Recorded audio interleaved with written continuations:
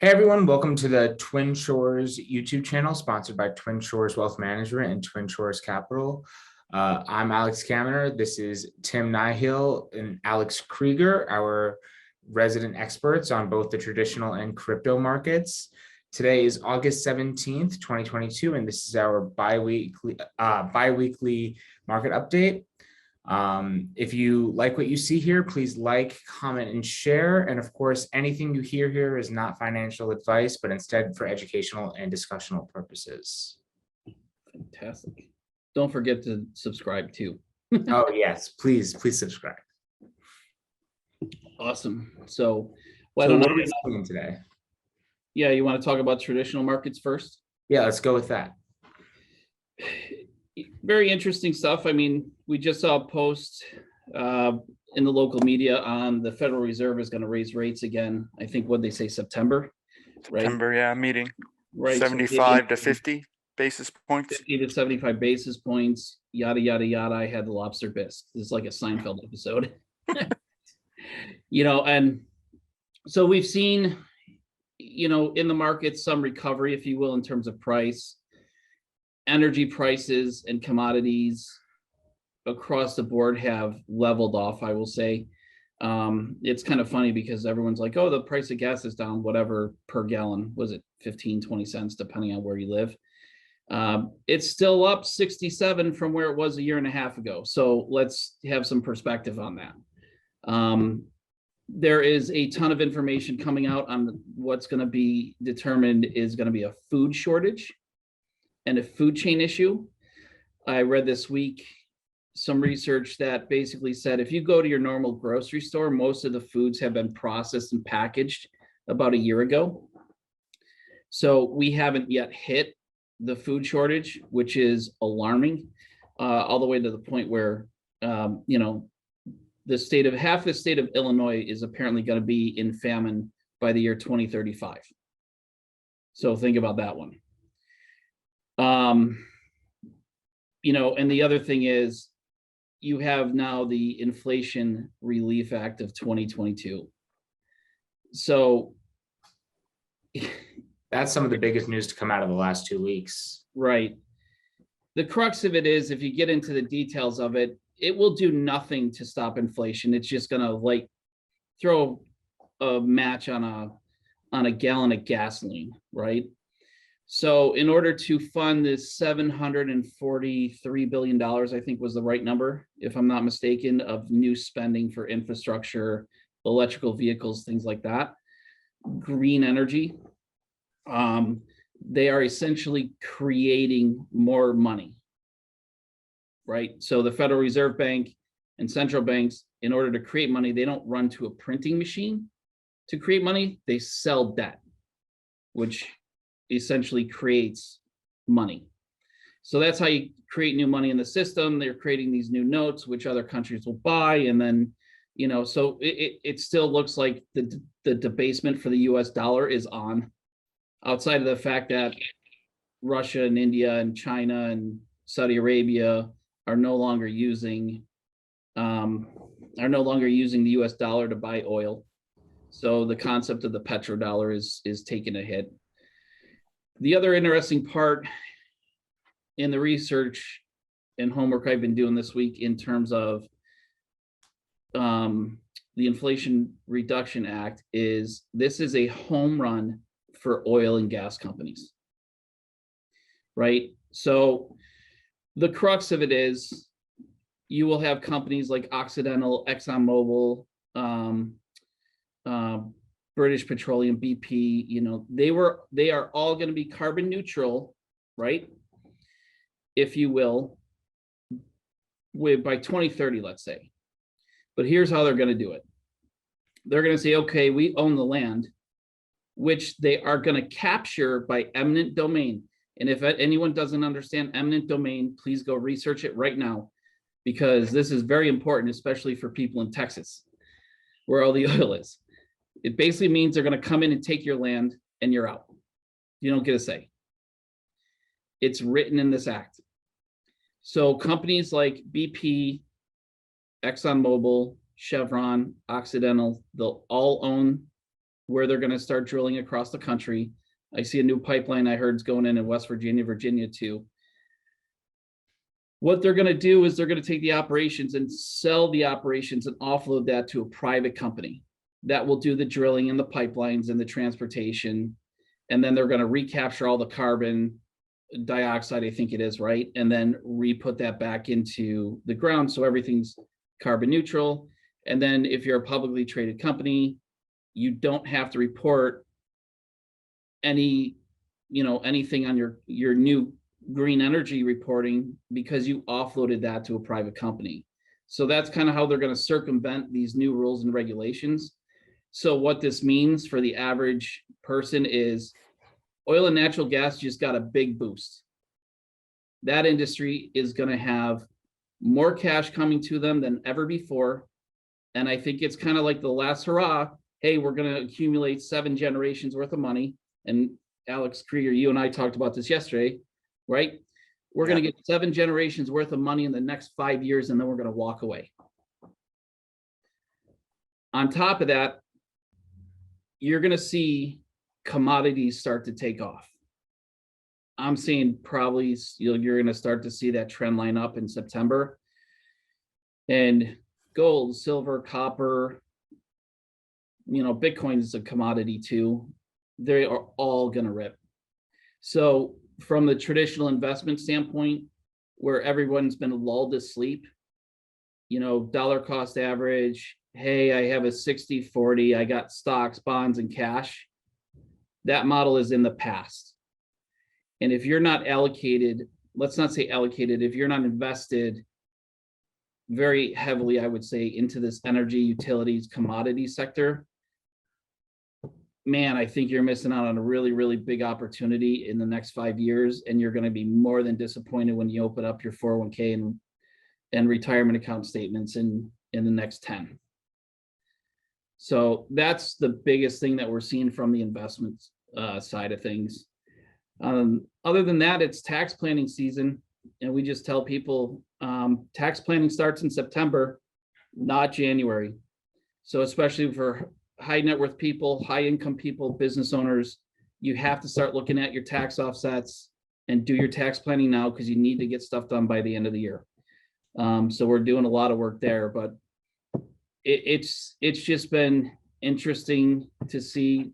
Like, we have never seen this type of economy and financial market ever before in the history of humanity.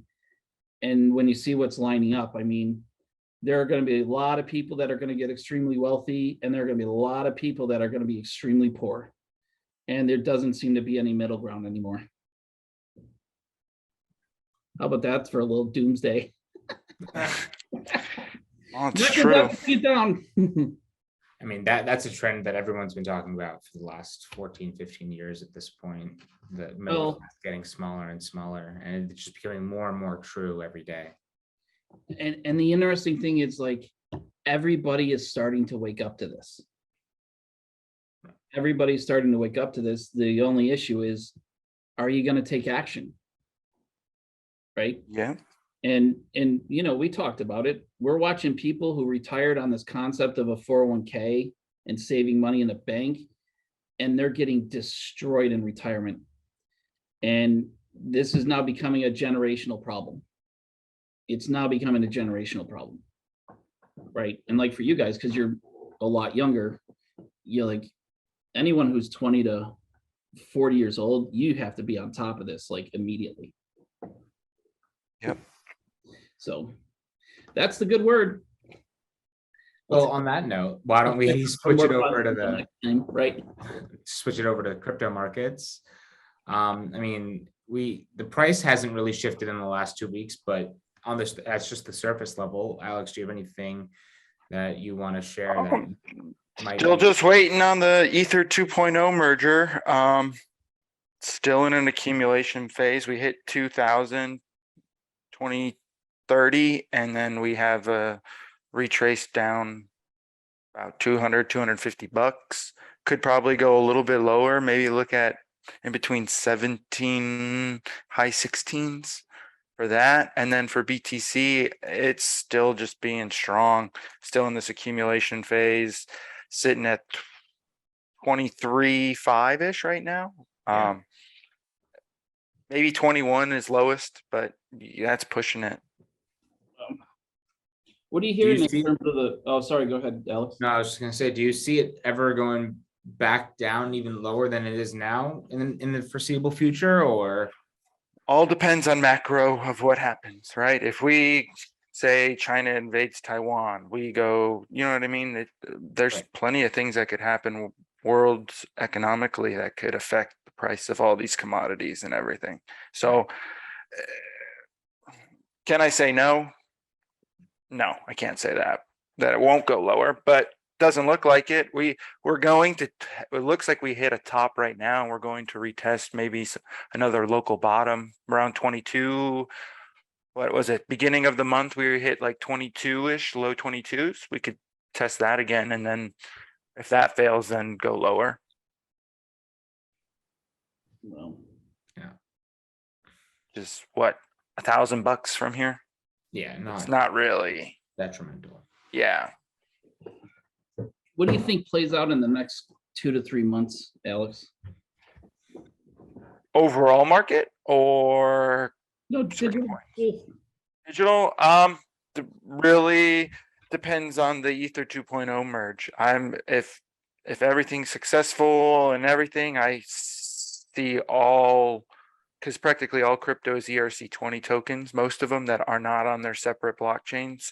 So when Ether rises, you tend to see all the other altcoins follow.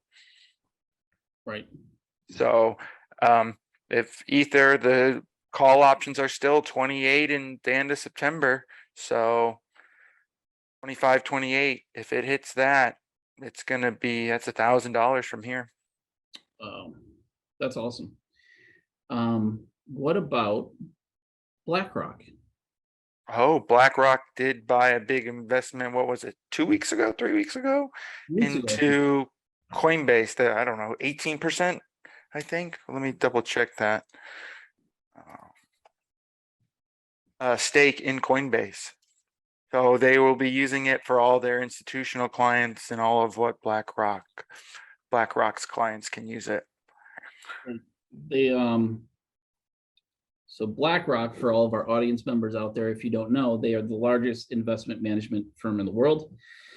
They actively manage, or passively, if you will, on their index business, the iShare side. They manage $10 trillion worth of monies across the world. And on top of that, their Aladdin system, which is a risk analytic tool, is used by 40 to 50 trillion dollars now, I think.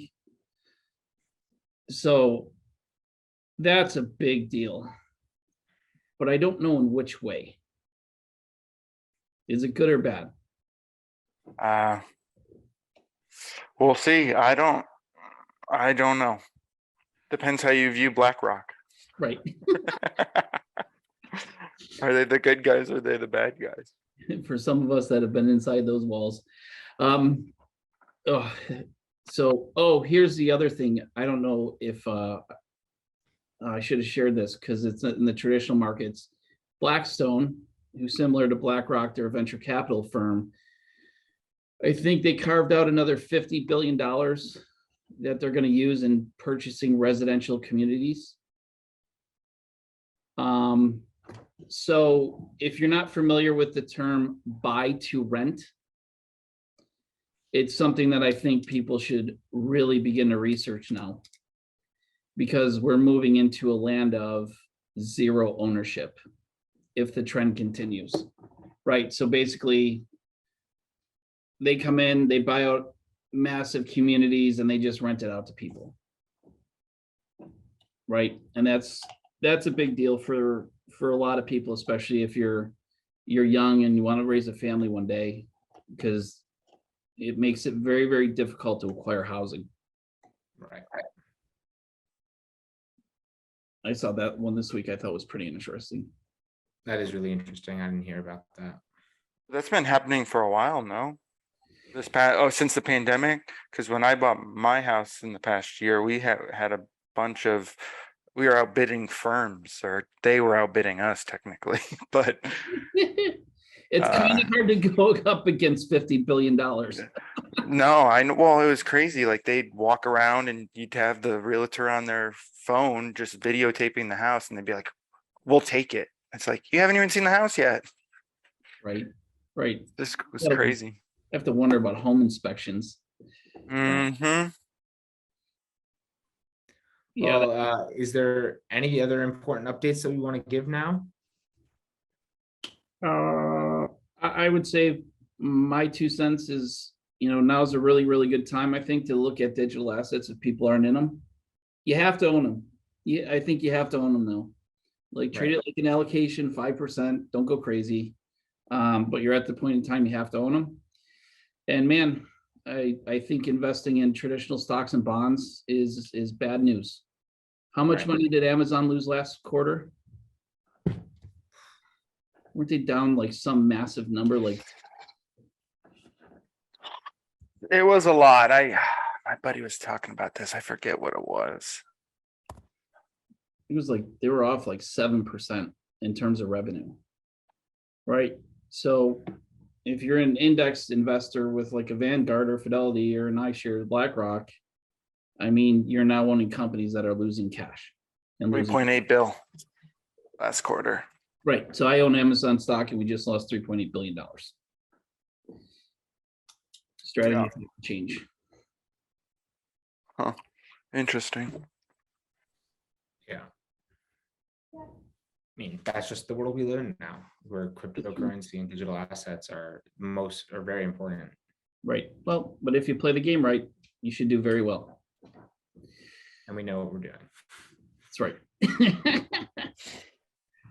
On that note, if any of you guys have any questions, please don't hesitate to reach out. You could check out our website, either Twin Shores Wealth Management or twinshoreswm.com or Twin Shores Capital, which is currently being redone. Or you can leave your questions in the comments below. Please don't forget to like, share, and subscribe. We really appreciate you guys taking the time to listen to us. Yeah. Thank you, everyone. Thank you.